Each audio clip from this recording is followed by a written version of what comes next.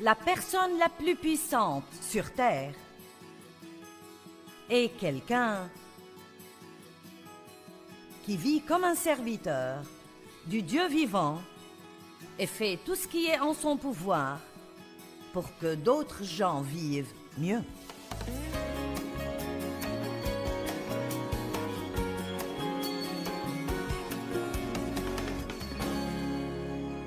Marchez dans l'esprit et vous n'accomplirez pas les désirs de la chair.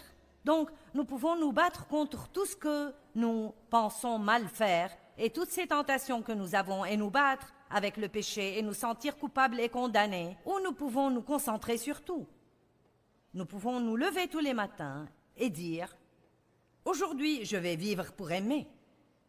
Et si vous êtes plein d'amour, plein d'attention pour les autres, plein du désir réel de servir Dieu de tout votre cœur, alors les mauvais trucs n'auront plus aucune place pour entrer.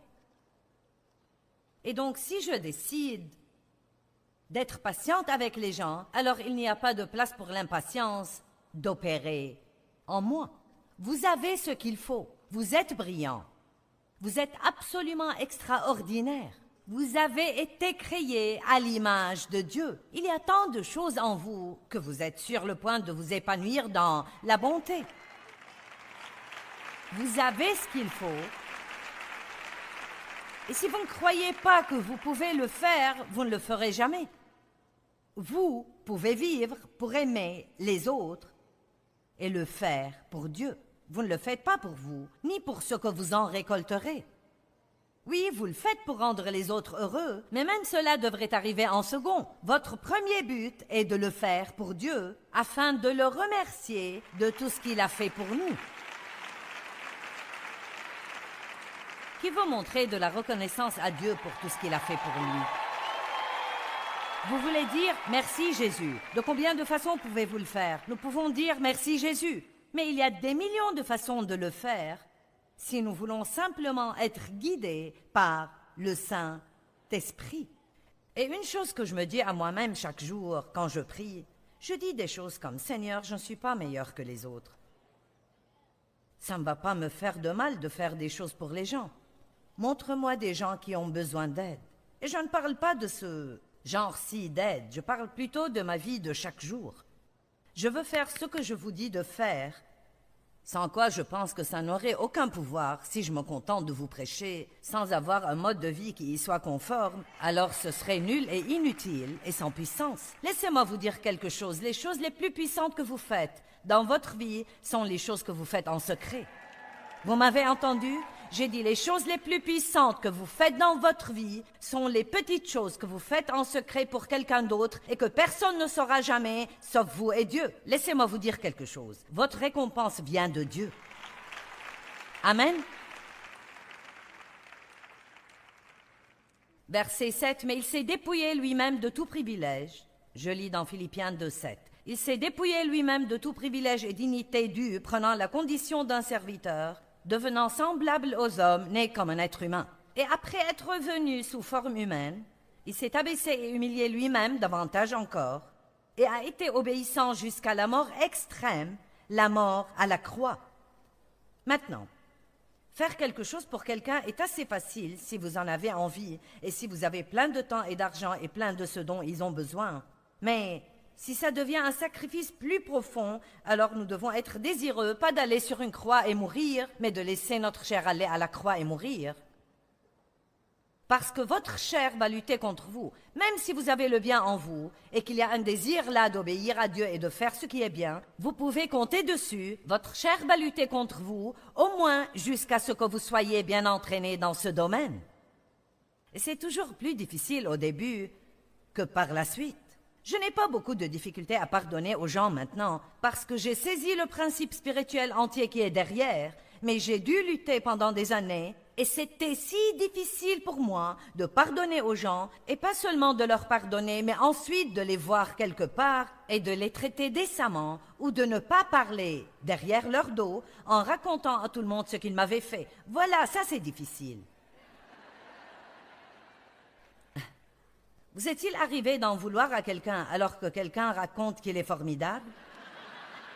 Laissez-moi vous demander, ne vous a-t-il pas paru impossible de fermer votre bouche et de ne pas dire « Laissez-moi vous dire quelques trucs que vous ne savez peut-être pas ».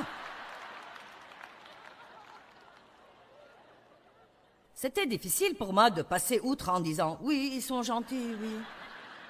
Loué soit le Seigneur, Dieu les bénisse, ils sont juste quelqu'un de formidable. »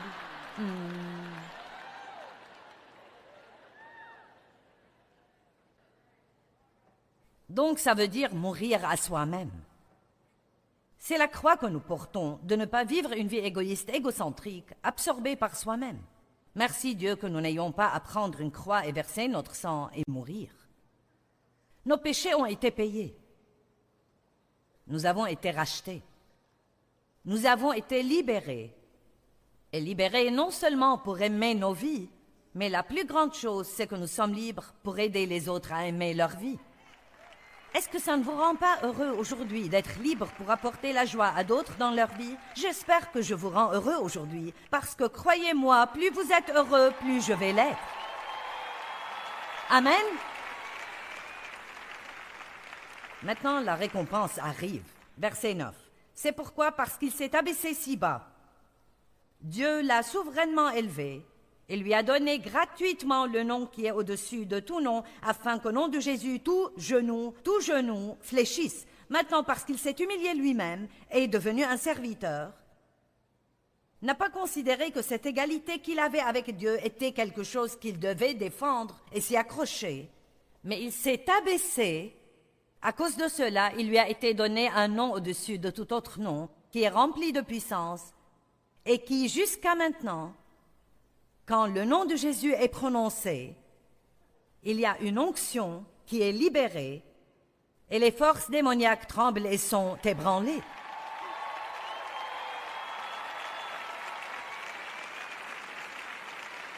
Vous savez ce que j'ai découvert? La personne la plus puissante sur terre est quelqu'un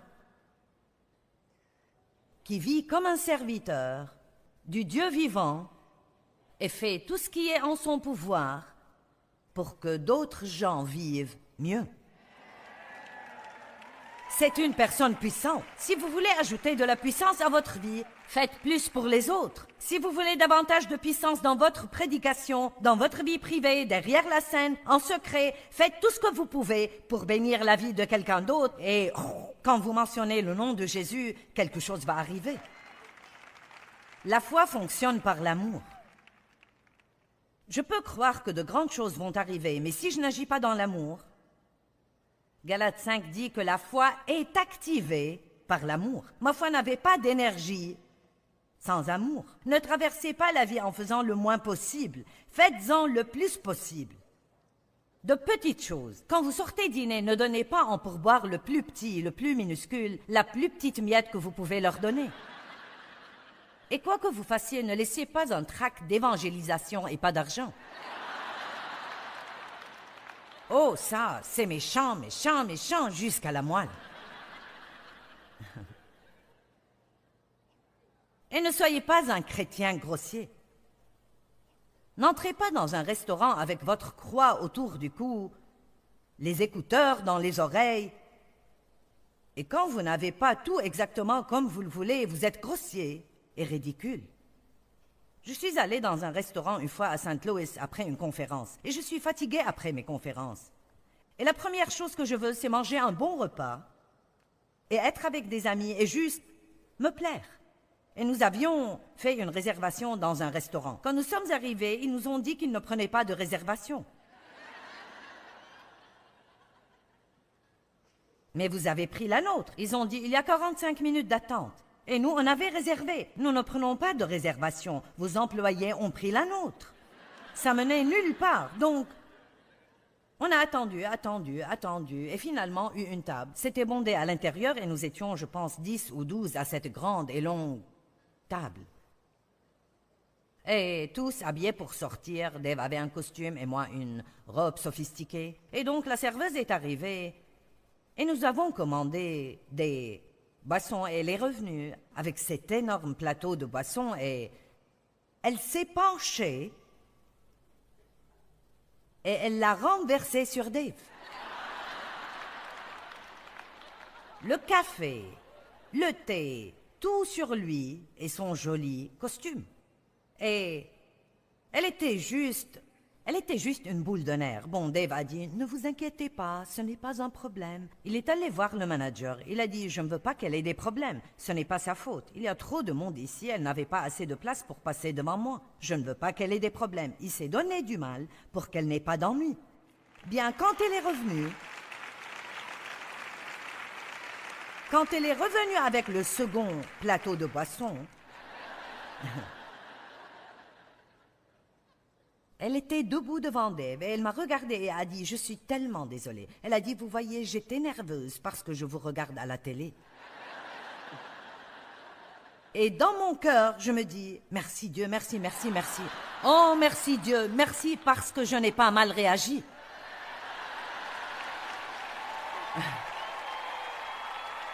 Ouh, Jésus, alléluia! Je vous le dis, le fait de passer à la télé comporte ses responsabilités. Pouvez-vous imaginer les dégâts que j'aurais pu faire? Et vous savez, je me souviens de quelque chose que Dieu m'a dit quand j'ai commencé. Je veux dire, quand mon programme télé a commencé à bien marcher. Il a dit, rappelle-toi toujours que quel que soit le nombre de gens que tu peux aider, c'est le même nombre que tu peux blesser. Donc nous avons besoin de réaliser que notre attitude quotidienne peut aider les gens ou peut les blesser. Elle peut conduire les gens à Christ ou elle peut les éloigner de Christ. Amen. Acte 10, 38. Vous voyez comment Dieu a oint d'Esprit Saint et de puissance Jésus de Nazareth, qui allait de lieu en lieu en faisant le bien et en guérissant tous ceux qui étaient sous l'oppression du diable, car Dieu était avec lui. J'aime le fait que Jésus allait de lieu en lieu en faisant le bien. Jésus, notre époustouflant, puissant, extraordinaire, Dieu et Sauveur, se levait chaque matin, déjeunait avec les garçons et allait pour faire le bien. Bon, je peux aller de lieu en lieu faire le bien. Vous n'avez même pas besoin d'un diplôme pour faire ça. Pas besoin d'être au séminaire. Vous pouvez juste aller de lieu en lieu. Au supermarché, dans l'embouteillage, dans votre voisinage, à l'école, au travail. Vous iriez juste aller de lieu en lieu et servir le Seigneur avec joie, en étant une bénédiction partout où vous allez. C'est le christianisme de base, rendu simple. Car Dieu a tant aimé le monde qu'il a donné. Il se souciait des pauvres. Ils emmenaient de l'argent avec eux pour donner aux pauvres. Et Paul, après beaucoup d'années à distance des autres apôtres parce qu'il ne savait pas s'il le recevait, parce qu'il avait officiellement persécuté l'Église, quand il s'est finalement présenté aux autres apôtres pour voir s'ils avaient des instructions pour lui, la Bible dit qu'ils ne lui demandèrent pas de faire quoi que ce soit, excepté de se souvenir, de vérifier qu'il aidait bien les pauvres et les démunis. Chose dont il dit, je suis très content de le faire. Maintenant, quand nous pensons aux pauvres, que visualisons-nous? Est-ce que les pauvres sont juste ceux qui vivent dans la rue et n'ont pas d'argent, pas de nourriture, pas de vêtements corrects? Oui, ceux-là sont pauvres, mais j'ai une nouvelle définition des pauvres parce que ça me donne un plus grand nombre de gens à aider et je ne veux pas manquer de gens à aider. Donc, j'ai décidé qu'une personne pauvre, aussi loin que je suis concernée, est quelqu'un qui a un besoin et qui ne peut le combler d'aucune manière par elle-même. Une personne pauvre est quelqu'un qui a moins que vous avez.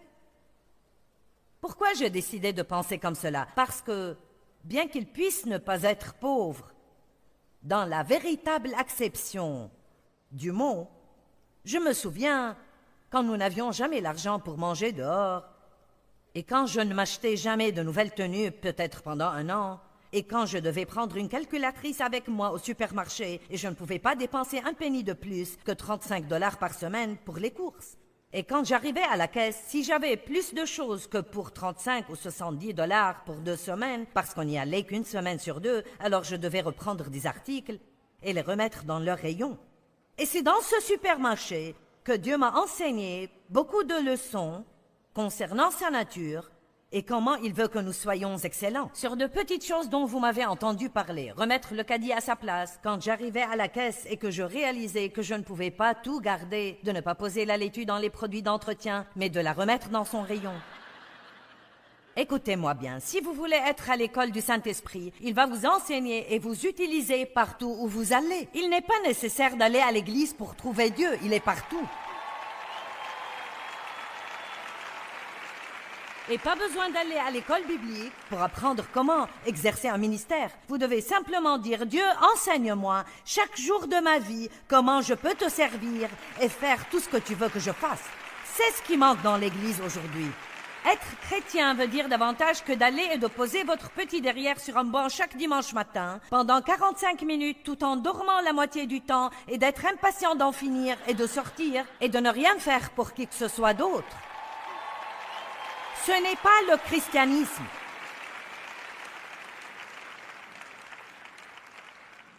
Et j'espère que personne ne comprend mal. J'aime vraiment l'église locale, je trouve que c'est extraordinaire. Mais je veux dire quelque chose, prenez-le dans le bon esprit. Je pense que nous accordons parfois trop d'importance au « je vais à l'église » et pas assez d'importance au « je vis la vie ». Et c'est ce que nous avons besoin de faire. Êtes-vous chrétien? Je vais à l'église. Ça ne me dit pas si vous êtes un chrétien. Certaines des personnes les plus méchantes sont à l'église. Nous avons eu le bénéfice de leur méchanceté au fil des ans, je vous le dis. Nous devons aller à l'église et être renseignés, avoir des relations avec les autres, apprendre à être responsable devant quelqu'un, mais c'est vraiment inutile si...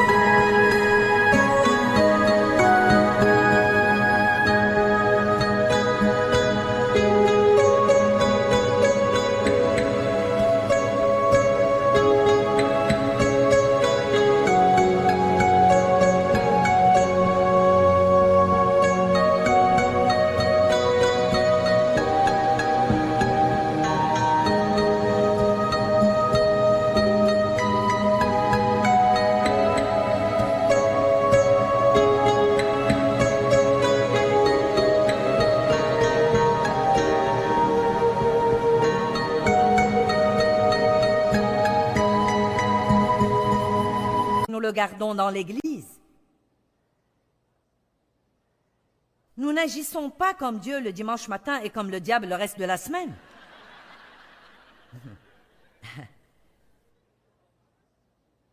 Pierre, est-ce que tu m'aimes? Aide quelqu'un. Matthieu 20:20. Alors la mère des fils de Zébédée s'approcha de Jésus avec ses fils et se prosterna et lui dit, « Pouvez-vous me faire une faveur ?» Il lui dit, « Dis-moi, qu'est-ce que tu veux ?»« Ordonne, lui dit-elle, que mes 2 fils que voici soient assis dans ton royaume, l'un à ta droite et l'autre à ta gauche. » Jésus répondit, « Vous ne savez pas ce que vous me demandez. Pouvez-vous boire la coupe que je vais boire et être baptisé du baptême dont je vais être baptisé? Maintenant, regardez ici. Si vous voulez être assis avec Jésus, alors vous devez être un serviteur, comme Jésus était un serviteur. Cette femme ne savait pas ce dont elle parlait. Elle voulait que ses fils aient des titres, des situations, et soient bien vus. Et Jésus a dit, « Pouvez-vous boire la coupe que je vais boire? Êtes-vous capable de vivre la vie de sacrifice, de soi, que je vais vivre? Pouvez-vous vous oublier vous-même et combler les besoins des autres? N'est-ce pas ce que Jésus a fait? Donc, que disons-nous vraiment quand nous disons « je veux être comme Jésus » ? Je veux dire, ça ne peut pas être juste ce nuage flottant. Oh. Oui, rends-moi juste comme toi, Jésus. Tu es au centre, Jésus.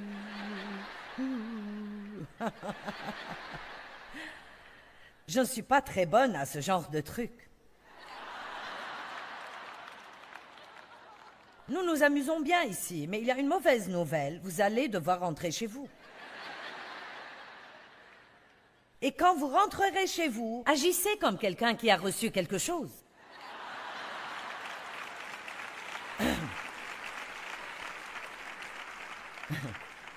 Rentrez chez vous et soyez tellement changés que l'année prochaine, si quelqu'un entend que vous étiez dans les parages, ils vous payeront pour y retourner. Ayez davantage de ce que Dieu vous a donné, car vous êtes rentrés chez vous dans une meilleure condition que comme vous étiez quand vous êtes partis.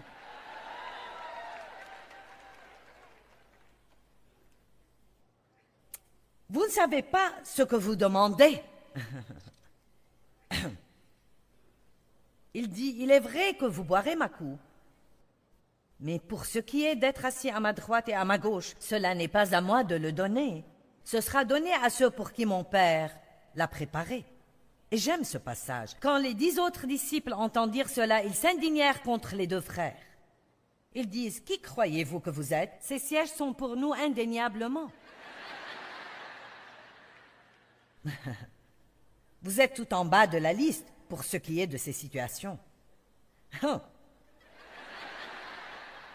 C'est ce que veut dire être indigné. C'est comme, qui croyez-vous que vous êtes? J'ai beaucoup de pratique dans tout cela. Et puis Jésus les appela et leur dit, vous le savez, les chefs des nations les tiennent sous leur pouvoir et les grands sous leur domination les tyrannisent. Verset 26. Il ne doit pas en être ainsi parmi vous. Mais si quelqu'un veut vraiment être grand parmi vous, qu'il soit votre serviteur. Bien, j'ai 3 personnes qui applaudissent là-bas. Et qu'est-ce que ça veut dire? Ça ne veut pas dire que vous frottiez le sol avant de partir, même s'il a besoin d'être nettoyé. Vous n'êtes pas assez bon pour ça. Mais ça ne veut pas dire que c'est ce que je vous demande de faire. Ce que je demande pour moi-même et pour nous tous, c'est de réaliser la grande importance d'où nous sommes dans la société aujourd'hui et de ce qui se passe dans le monde aujourd'hui. Et il n'y a pas d'espérance pour la société sans nous. Ça devient plus sombre, et quand je dis nous, c'est Dieu travaillant à travers nous. Si je vous demandais qui croit que Dieu est la réponse, vous diriez tous oui. Mais comment croyons-nous que les gens vont voir Dieu? Nous adorerions qu'il apparaisse. J'adorerais ça. Jésus descendrait ici et arrangerait tout. Mais jusqu'à ce qu'il le fasse, il nous a. Nous l'avons, mais nous sommes tout ce qu'il a. Vous et moi, nous sommes en vérité tout ce que Dieu a.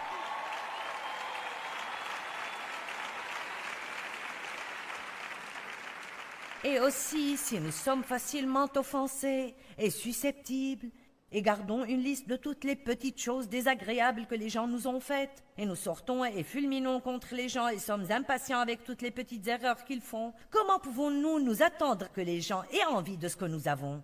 Comment pouvons-nous nous attendre à ce que l'Église fasse autre chose que diminuer semaine après semaine après semaine? Et dans le monde, je suis sûre que cette Église grandit et beaucoup d'églises grandissent. Mais dans le monde entier, il y a moins de gens qui vont à l'Église maintenant que dans n'importe quelle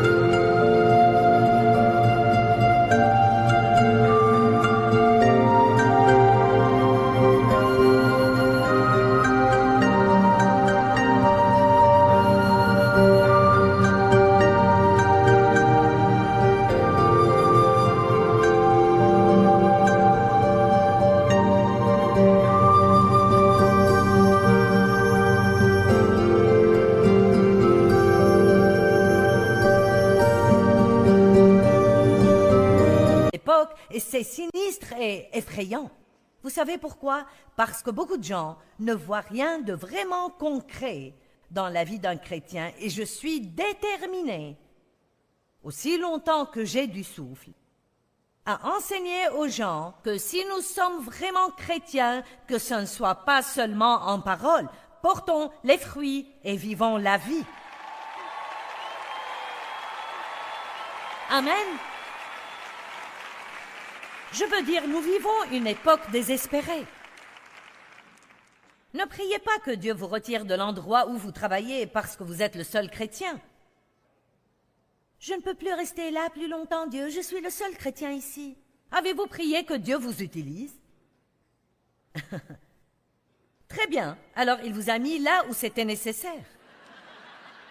Allez-y et oubliez votre douce petite personne et soyez juste une lumière dans un lieu obscur. Montrez à tous l'amour de Dieu et quand il faudra que vous sortiez de là, Dieu vous en sortira si vous avez besoin de sortir de ce lieu. Qui comprend ce que je dis? J'avais besoin de ça aujourd'hui. Je ne sais pas pour vous, mais j'en avais besoin. Acte 10, 38 est un de mes passages préférés. Il y est dit que Jésus allait de lieu en lieu et faisait le bien. Vous savez, c'est si magnifiquement simple pour moi de pouvoir améliorer notre vie et la vie des autres personnes en nous levant simplement chaque matin et en disant « Dieu, montre-moi avec qui je peux être bon aujourd'hui ». Vous savez, Jésus a dit que nous devions aimer les autres comme il nous aime. Le plus grand commandement est d'aimer Dieu de tout notre cœur, notre âme, nos pensées. Et le second est d'aimer son prochain comme nous nous aimons nous-mêmes.